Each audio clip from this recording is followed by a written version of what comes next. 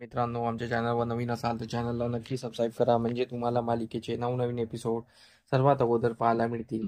तर तुला शिकवीन चांगलाच धडा या मालिकेमध्ये काय घडलं ते आपण बघणार आहोत. इकडे अक्षरा अधिपतीला भेटायला आलेली असते आणि ती रूममध्ये आलेली असते, पण तिने जे स्वप्न बघितले असतं ते सर्व खोटं असतं आणि अधिपती तिच्याकडे पाठ वळून वळून उभा असतो. अधिपती अक्षराकडे बघत सुद्धा नाही. अक्षरा मागे दरवाजात उभी होऊन तो बघण्याची वाट बघत असते. पण अधिपतीला खूप राग आलेला असतो, कारण की त्याने मदन आणि अक्षराला एकत्र बघितलेलं असतं.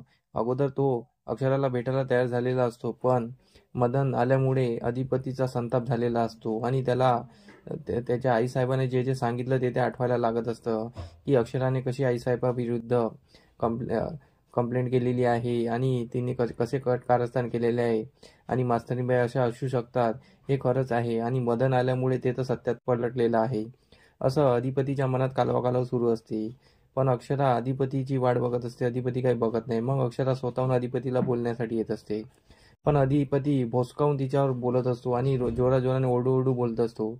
तुम्ही का आल्या तिथे आणि काय सांगायचं आहे? तुम्ही आईसाहेबाविरुद्ध कंप्लेंट केली, हे तुम्ही खूप चुकीचं केलेलं आहे. मला वाटलं नव्हतं तुम्ही अशा आहात म्हणून.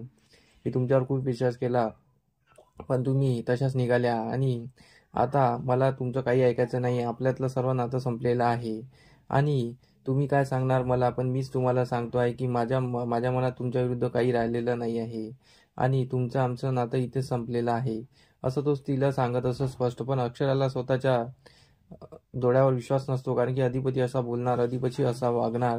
तिला खूप विश्वास असतो की अधिपती माझ्यासोबत असा वागणार नाही, अधिपती मला समजून घेणार. पण अधिपती तसा काही करत नाही. अधिपती हा तिच्या विरुद्ध वागत असतो आणि तो तिलाच दोष देत असतो. तो आईसाहेबाचा एवढा आहारी गेलेला असतो की तो फक्त अक्षराला दोष देत असतो आणि तो तिच्या ओरडत असतो, खूप जोराजोरा ओरडत असतो. अक्षरा एकदम रडत रडत त्याच्याकडे बघत असते. अक्षराच्या रडू येण्यालाही त्याला काही वाटत नाही आणि त्याचं ओरडणं चालूच असतं. इकडे मदन आणि शिवानी आणि ओंकार बाहेर बोलत असतात.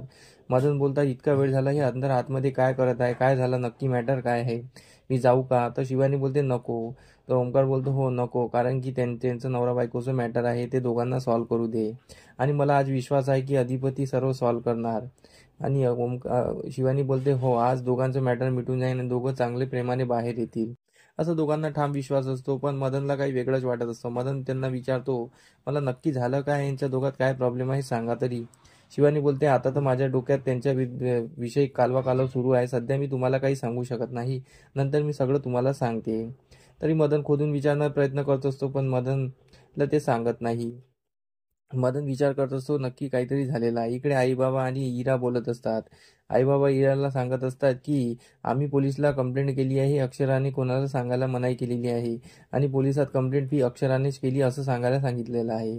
इकडे इराला खूप खुशी होत असते की अक्षरा स्वतःच फसलेली आहे आणि इरा खुशीने बोलते, हा ठीक आहे ना, मी नाही सांगणार, मी ताईनेच कंप्लेंट केली असं सांगणार. ती सर्व ताईवर ढकलत असते. इकडे अधिपती आणि अक्षराचं भांडण सुरूच असतं. अक्षरा अधिपती खूप भांडत असतात. अक्षरा अधिपतीचं रूप बघून एकदम थकीत असले की की अधिपती असं वागू शकतात. अक्षराच्या मनातही अधिपती विरुद्ध आता विश्वास कमी होत चाललेला असतो आणि आता ह्या दोघांचं नातं संपुष्टात येणार असं वाटत असतं. इकडे भुवनेश्वरी आणि दुर्गी मस्त मजे मारत असतात. दुर्गीने एक व्हिडिओ आणलेला असतो मदन आणि अक्षराचा, तो भुवनेश्वरीला दिलेला असतो. तर भुवनेश्वरी बोलते, आता या व्हिडिओचं आम्ही काय करणार, ते आम्ही एक घाव दोन तुकडे करणार. तर इकडे दुर्गी मधातच बोलते आणि बोलते, ताई काय करणार? तर त्यावर ही भुवनेश्वरी बोलते, तू मधात तोंड उचकवू नको, आम्ही जे करायचे ते करू. तर दुर्गी शांत बसते आणि इकडे भुवनेश्वरीचा प्लॅन सुरू होतो. भुवनेश्वरी बोलते, आता असा काही करणार की आता यांचे एका गावात दोन तुकडे होणार आणि भुवनेश्वरीला खूप मजा वाटत असते. भुवनेश्वरी इतकी कटकारस्थानी आहे, पण अधिपतीला काही समजत नाही. अधिपती इतका आहारी गेलेला आहे, असा अधिपती दाखवलेला आहे.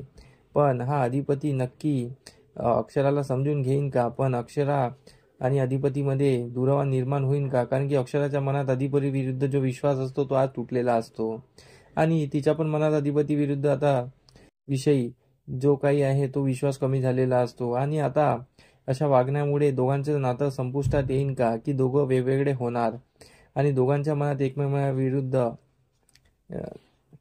काही भावना येतील की काही त्यांच्याविषयी विष निर्माण होईल, असं आपल्याला समोरील भागात कळणारच आहे.